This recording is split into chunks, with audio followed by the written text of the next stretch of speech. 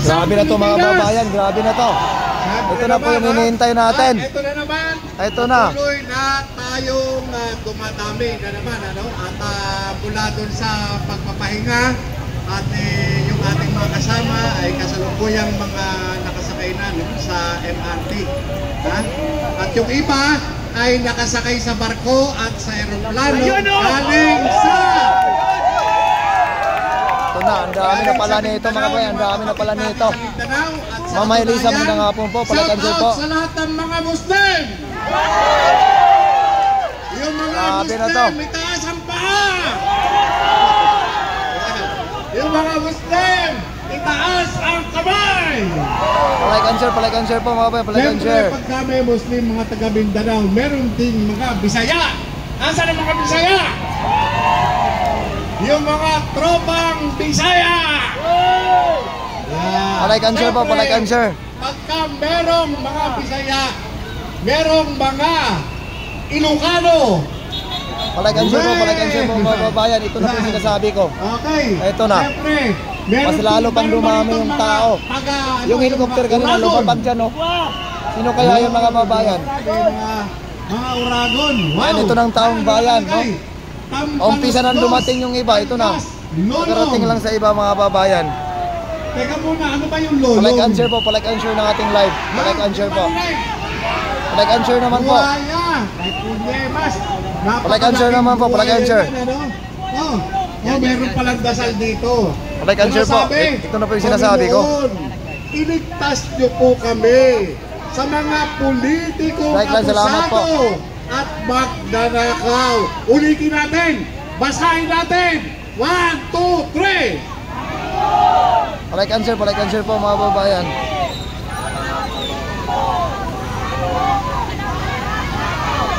Ayun.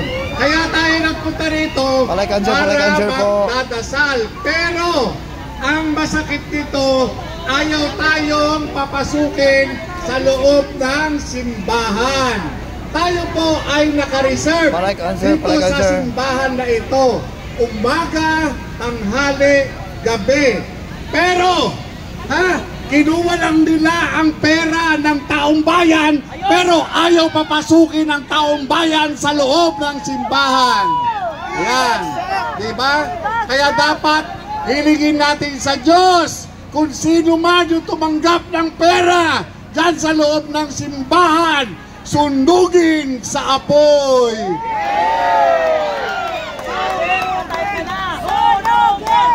Sunugin! Sunugin! Sunugin! Sunugin! Hop! Tama na! Nandito tayo para magpaalis ng demonyo. Nandito tayo para magpaalis ng mga impakto. Pero hindi naman tayo mangkukulam. Diba? Hindi tayo mangkukulam. Andito tayo para, sabi nga no, para magdasal.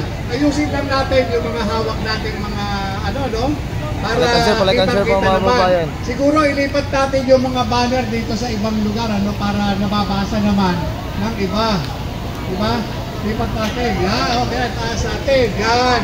Palagansel po, palagansel po, palagansel. Maganda kung mga nababasa no, yung ating mga hawak-hawak. Palagansel po, palagansel. Ngayon, tatanungin ko kayo, ano ang gusto ninyong mangyari? Yung bang ano ba ang gusto natin dito sa Pangulong Bangag? Ha? Sabi nga sa banner, may nabasa ako, Marcos, ano ba to? Marcos! Yan, diktador.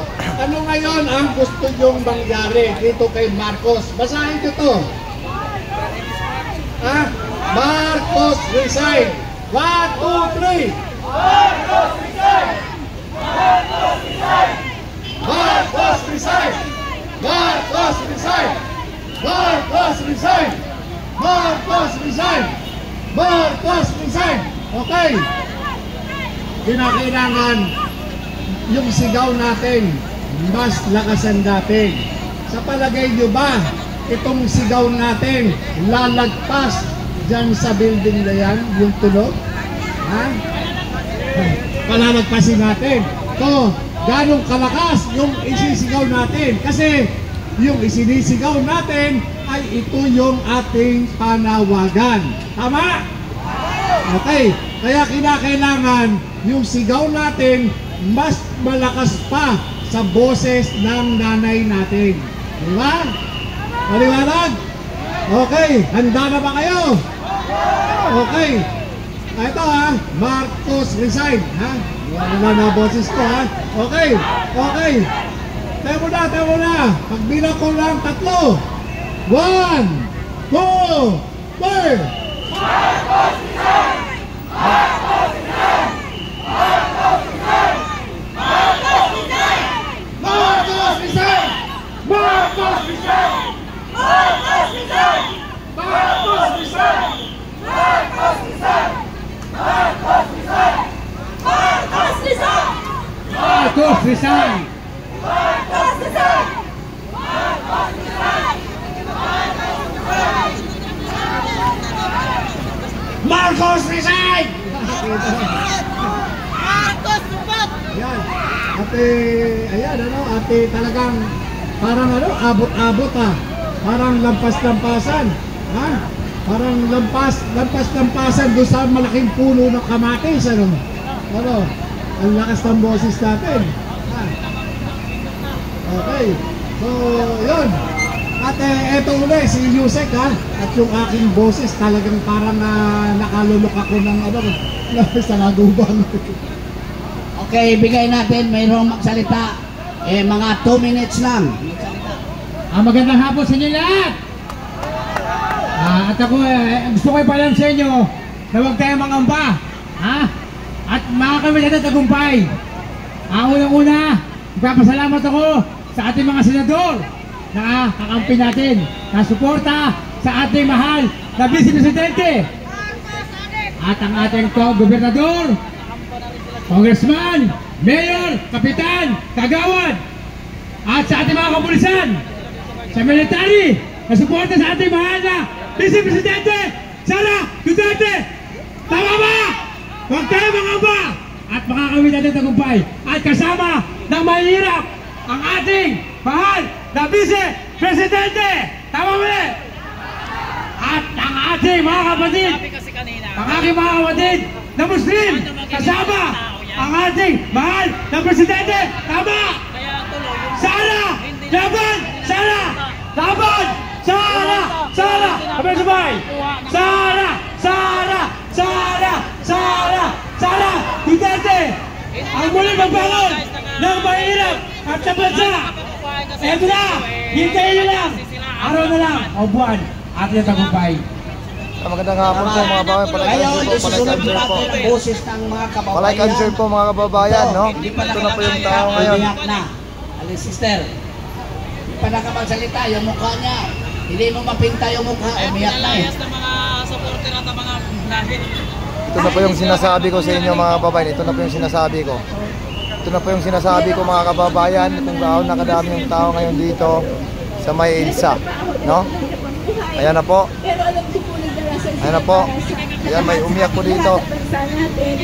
Kasi po ako po, actually, matagal na po, alam mo, biktima po ako ng mga government agencies, magmula pa po ng Duterte administration. Pero tinutulungan naman po ako ng PCC. Pero po, umabot na po hanggang ngayon po yung kaso ko. It's about a bank, against a bank. Anyway, dito po yun. Marami po kasi ng mga biktima ng mga bangko, maraming mga na hindi na ilalabas dahil po para pong bait lamang po pinapalabas ng mga like 888 complaint center, BSP, PAW, lahat po yan. Pag sinabi ng bangko, lilituhin na kayo hanggang sa akala nila malilito kayo. So, hindi nyo na alam kung ano yung kinokomplain nyo. Pero ito po sasabihin ko sa inyo, si Sara Duterte po, at ng VP natin, nagbigay po siya ng inspiration sa akin. Sabi ko nga, tingnan nyo VP na ginagawa ko. So, ako pala okay lang kasi ordinaryong mamamayan lang ako na siya ginagawa siya. Tapos, pero kung nagising ako kanina po, sabi ko, tingnan lang, VP na, siya pa siya ginagawa. So, ganito din ang nangyari po. Parang deja vu po kasi po, si Jinggoy Estrada po, Senator Jinggoy Estrada, tinanong po niya isang general, ay tinatalaga pa lamang ng general, tinanong niya, ikaw ba, sino ba ang didepensahan mo? Di ba ang konstitusyon? Sabi po nung general na tinatalaga pa lamang po, tinatalaga pa lamang. Siyempre po konstitusyon. Mas magaling na klaro tayo dyan na ang iyong loyalty sa konstitusyon. Kung ako lang po ay nando doon, sabi ko wala po kasi tayo po lahat matatalinong tao. Wala tayong lugar para magsalita. Gusto ko nga po gano'n. Bakit wala tayo parang forum gano'n? Para, pero wala wala po. Wala pong venue. Ano po ganito po? Kasi po medyo mahaba po ito. Pero ang nangyari po is like this. Para po deja vu, gano'n din po kasi yung tinanong ni Marcos yun yung President Marcos kay Bel. Sigurado ba tayo ng ating mga militar at kapulisan ay nasa ating sa ating nanay? Ang tanong ko po sa inyo, ang tanong ko po sa mga militar, sa lahat ng mga nasa pwesto, lahat po ng makapangyarihan dyan, nilagay po kayo dyan para pagsilbihan po ang mga taong nandito. Hindi para pagsilbihan ang pangalang Marcos at lahat ng mayayamang nakaupo ngayon. Kami po ang mga nagpaupo sa mga tao na yan. Lahat po yan. Alam nyo, awat isa sa inyo, makapangyarihan. Huwag kayong maniniwala na kaya nila tayong diktahan. Pagdasal natin, darating din ang katotohanan at saka hustisya. 1 hour na ba? Ako po, dahil po kay Sara Duterte. Ay na mo, nakauna ka lang sa akin. Alam mo, pag maka-start ako ngayon, wala yan sa'yo. Imagine nyo po, BSP. Wala pa yan, hindi pa nag-start BSP yan. po kinakampihan ng tao. Laban sa mga tao, Pilipino. At kinakampihan din po yan ng PAO. Marami pa akong papeles. Kompleto po ako. In-offer ko nga po yan kay VP Sara. Sinabi ko, ma'am, kung kailangan nyo po ng mga prueba na kailangan po ng mga tao po na mga nagdagago sa mga corruption in the government, handa ko pong i-share sa inyo yung mga dokumento ko. Okay? Aralin nyo muna po. Pero ito sasabihin ko na inyo, sa inyong mga ginagago dyan, okay na po na magsalita kayo, manghingi kayo ng tulong sa ito po, venue po ito. Tayong lahat dito naniniwala tayo na mahal natin ang bansa. Mahal po natin ang bansa, at saka mahal po natin ang sarili natin. Kung ginagago tayong ganyan, tapos nakatumuloy tayo, ay naman po, sayang naman po yung buhay natin. Ano po, mayaman po ang bansa natin. Tama po si VP Sara. At saka po takot ang mga tao na yan sa mga kagaya natin. Sara Duterte represents the Filipino people na may puso, na she's very candid. I could say, okay, she's the best president. Dapat medyo, choosy siya sa kanyang pananalita.